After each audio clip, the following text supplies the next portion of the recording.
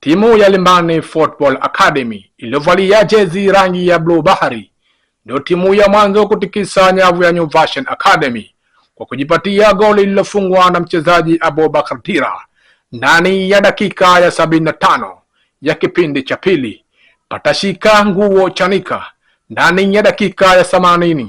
Timu ya New Version Academy chini ya kocha Hamadi Mzee iliweza kuwafuta machozi washabiki wa timu hiyo, ambapo mara baada ya mchezo kukamilika, nahodha wa timu ya New Version Academy Hamad Rashid Hamadi pamoja na nahodha wa timu ya Limbani Football Academy Al Maud Omari wakazungumzia namna ya mchezo huo. Gumu pia na mchezo kama unavyoonekana, ila tumetoka bila kutokana na mchezo ulikuwa na pressure, ulikuwa na nguvu kubwa kidogo, angalau tumepata matokeo bila, ila haijalishi kwamba tumeharibu au tumenini, lakini kwa sasa tuna pointi 4 natarajia, lakini nawaahidi mchezo unaokuja kwa tutafanya vizuri, tutaingia katika michuano inayokuja, pia tutafika finali kwa uwezo wa Mungu. Tunaheshimu mpinzani wetu na sisi pia tunajipanga zaidi, lakini cha makosa tulifanya na maamuzi yametunyima tukapotea.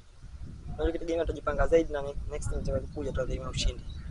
Kwa upande wake meneja wa timu ya Limbani Football Academy Haji Zubair Haji almaarufu Coach G amesema licha ya kutoka suluhu katika mchezo huo, amewataka washabiki kutokukata tamaa, huku akisisitiza mchezo ni ajira. Lakini vile vile tulikuwa tumejipanga kwa sababu mchezo ulikuwa ni mchezo muhimu kwetu, maana yake tukipata mchezo huu ndio tunapata nafasi ya kwanza, lakini vile pia hatukuharibu kwa sababu bado tuna mchezo mitatu mkononi. Tuna mchezo ambao tunacheza kesho dhidi ya Wembe ambao ni waandalizi wa hili bonanza ambalo wameanzisha hapa Pemba.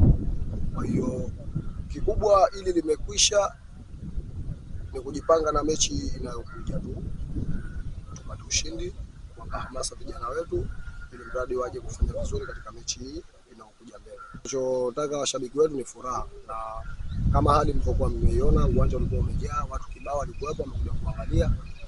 Lakini kikubwa pia ninachowaambia wachezaji wangu, mpira sasa hivi ni malengo. Yaani bila malengo huwezi kucheza mpira, au mpira sasa hivi ni biashara. Kwa hiyo kuwaeka hapa ama kuandaa hivi ni moja ya kuwatimizia ndoto zao ama malengo yao.